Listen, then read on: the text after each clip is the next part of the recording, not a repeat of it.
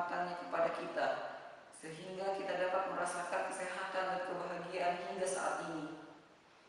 Tanpa kemurahannya lah mustahil ini dapat kita nikmati.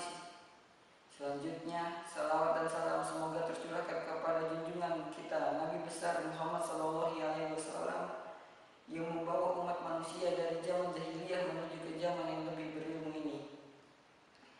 Saya ucapkan terima kasih atas kesempatan yang telah diberikan kepada saya untuk menyampaikan pidato yang berjudul Persiapan Siswa Menghadapi Ujian Nasional. Teman-teman yang berbahagia, Ujian Nasional 2015 telah di depan mata kita. Ujian Nasional 2015 ini rencananya dilaksanakan pada bulan April mendatang. Ujian nasional ini merupakan gerbang untuk memasuki institusi pendidikan di jenjang yang lebih tinggi, yaitu perguruan tinggi. Banyak orang gagal mencapai keberhasilan karena mereka tidak memiliki berbagai persiapan dalam menghadapi ujian. Untuk itu, ada beberapa tips yang dapat saya sampaikan kepada teman-teman sekalian agar dapat melaksanakan ujian nasional secara baik. Pertama, hadapilah ujian nasional dengan tenang.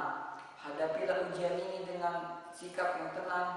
Kita harus menyadari bahwa ujian sebagai sesuatu yang harus kita hadapi dan dilalui. Sikap tenang akan memungkinkan kita menyusun rencana, menentukan strategi dan menjelajahi dengan senang. Kedua, perbanyaklah berlatih mengerjakan soal dan jagalah kesehatan. Jika teman-teman mengunjungi toko buku, banyak sekali terdapat buku-buku persiapan ujian nasional. Buku tersebut berisi kumpulan-kumpulan soal ujian nasional tahun-tahun yang sebelumnya, beserta dengan prediksi-prediksi soal-soal yang akan keluar selanjutnya.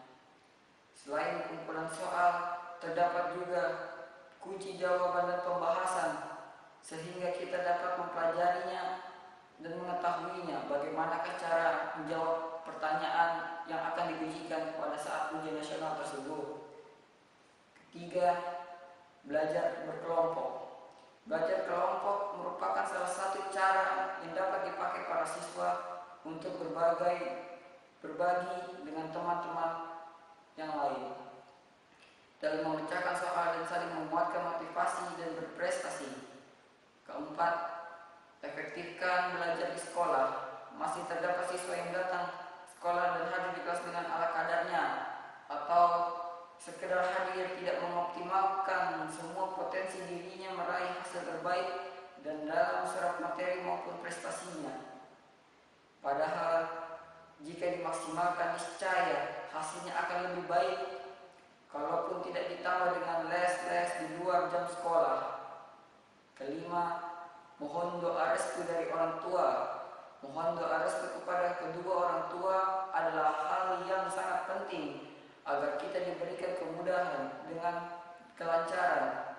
Kedua orang tua kita akan dengan senang hati mendoakan putra-putrinya yang sedang berjuang menghadapi ujian nasional. Keenam, lakukanlah salat malam. Untuk yang beragama Islam dapat memperbanyak salat malam untuk memperoleh ketenangan batin serta mendekatkan diri kepada Allah Subhanahu wa taala.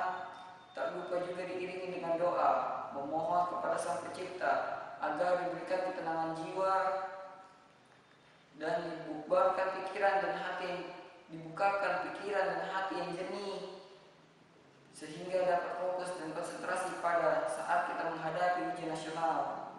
Teman-teman yang saya banggakan, itu saja kiat-kiat yang mesti kita hadapi saat menghadapi ujian nasional. Sebelum saya mengakhiri pidato saya ini, saya menghimbau kepada teman-teman dalam menghadapi ujian nasional. Saya menyarankan agar teman-teman dapat memaksimalkan hal-hal yang telah disebutkan agar hasil ujian nasional yang kita dapatkan bisa maksimal pula.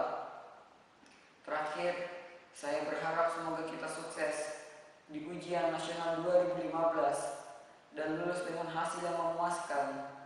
Atas perhatian teman-teman saya ucapkan Terima kasih dan mohon maaf jika terdapat kesalahan dan bertutur kata. Saya akhiri, wabillahi taufiq wal hidayah. Wassalamualaikum warahmatullahi wabarakatuh.